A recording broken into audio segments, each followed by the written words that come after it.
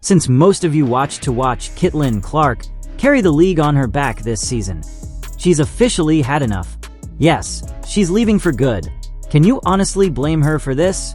Caitlin Clark recently revealed some news that was so significant that it probably shook the entire WNBA. She struggled with physical defense she's faced at the professional level and voiced frustration with the league's officiating, recently telling reporters, quote, "I feel like I'm getting hammered and everybody is physical with me, and opponents get away with things that other people don't get away with." That's what Caitlin Clark said. After 10 years of being irrelevant, she brought a dead team to the playoffs, something this league didn't deserve in the first place. Broke attendance records, increased ticket sales, and essentially made her jersey a bestseller. What did she receive in exchange? A cheap eye poke, a shoulder hit, a 6-point technical foul, unfounded charges of racism, and a stigma of being an impolite player. What I am upset about is like, hey man, your meal ticket is under constant attack. There's been dirty plays all season. I would also walk away if that's the kind of appreciation you receive for making the league genuinely watchable.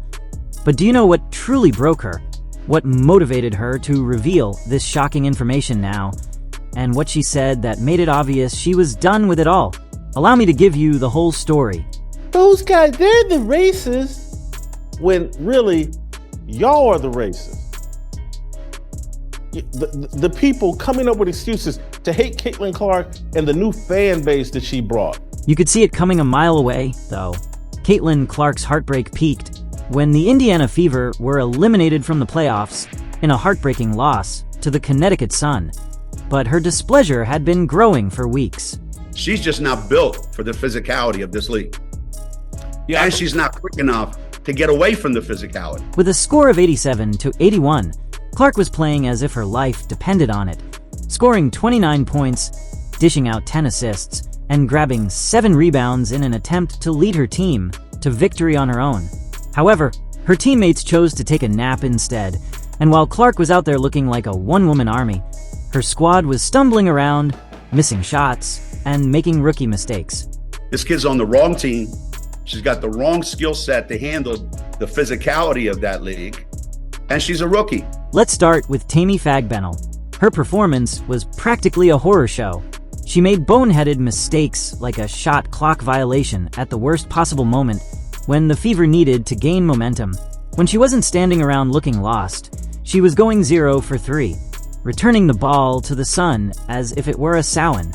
Now, tell me honestly, don't you agree with Gino when he said, "Yeah, but she needs to be on a better team." Hold on, though, because Kelsey Mitchell, a dependable scorer who was supposed to be one of Indiana's top scorers, chose the worst time to go missing, scoring just 6 points on 2 of 10 shots. She wasn't just missing shots, she was clanking wide open looks that even I could have hit. When she did shoot air balls, it was as if she had stage fright.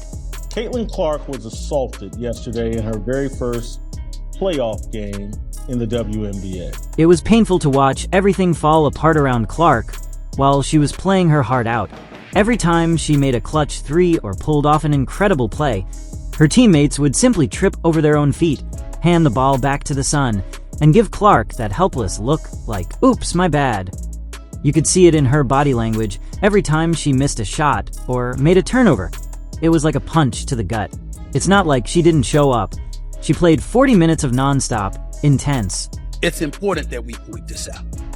One of the things that I brought up this morning in talking about Caitlin Clark is that some of the players, you want to use the word jealousy, fine. You want to use the word envy, fine. Therefore, you could see that this wasn't just a loss when the final buzzer sounded and Clark was standing there with her shoulders slumped and staring at the scoreboard.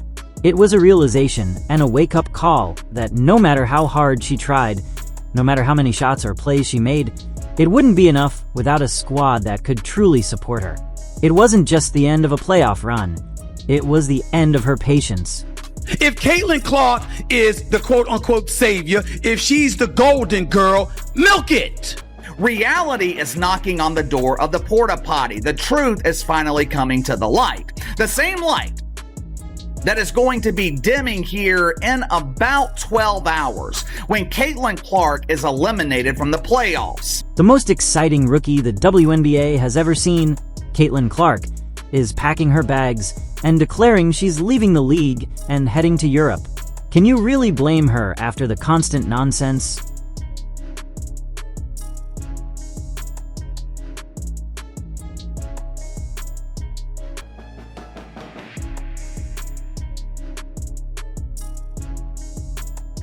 Cheap shots and relentless pressure she's been through? This announcement came just days after the Indiana Fever's painful playoff exit against the Connecticut Sun, and it's honestly not surprising given that she led her team to relevance and received no support. There were regular season games this season where Caitlin Clark drew more than 1.8 million viewers. However, I hope Kat Engelbert is ready for disappointment because there's a hell of a lot more of it on the way. She announced that she would be going overseas for the upcoming season during a somber press conference on September 29th, 2024. "I need a reset. I need to get away from all of this," she said. And it was obvious that she was mentally and emotionally exhausted.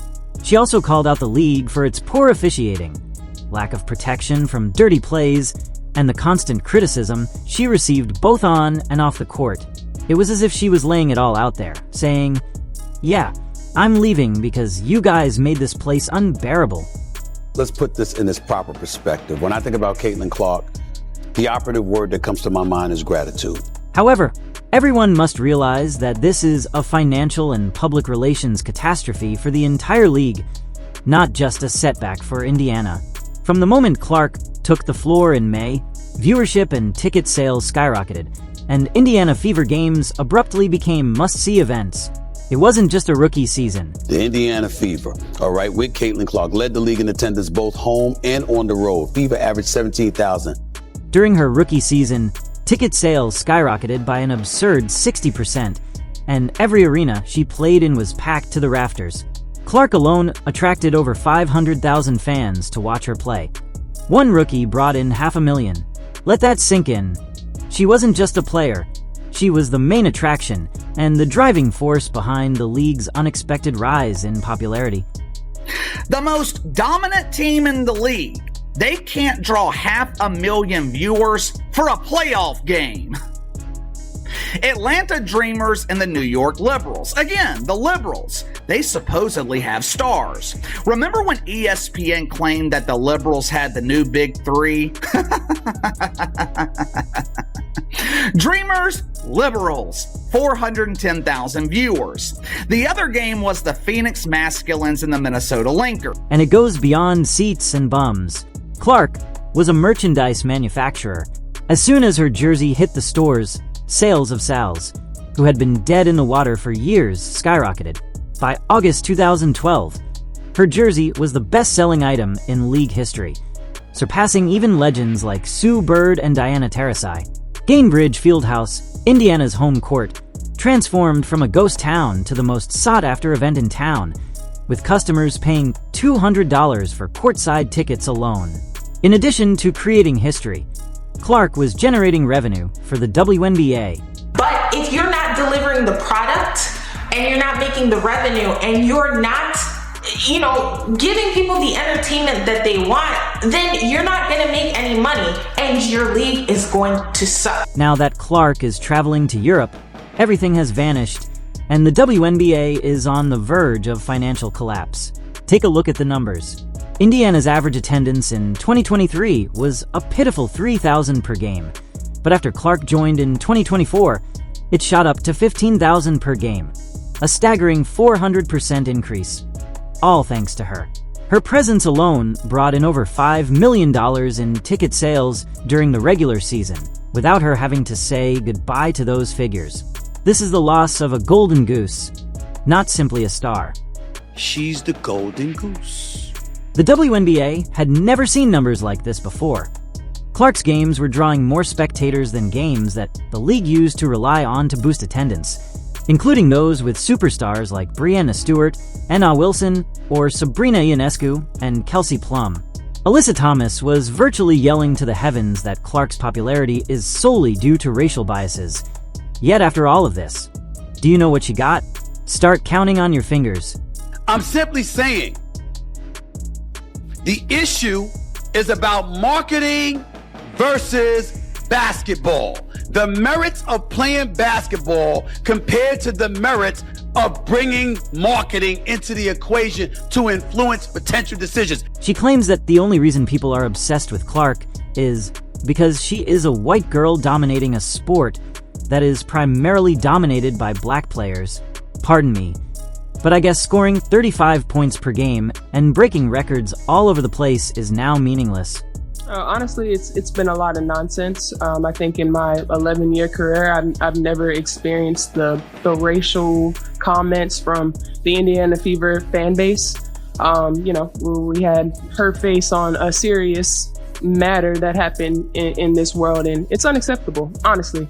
And there's no place for it. And it seems that having the wrong skin tone makes talent, hard work, and outright dominance on the court irrelevant. What a farce.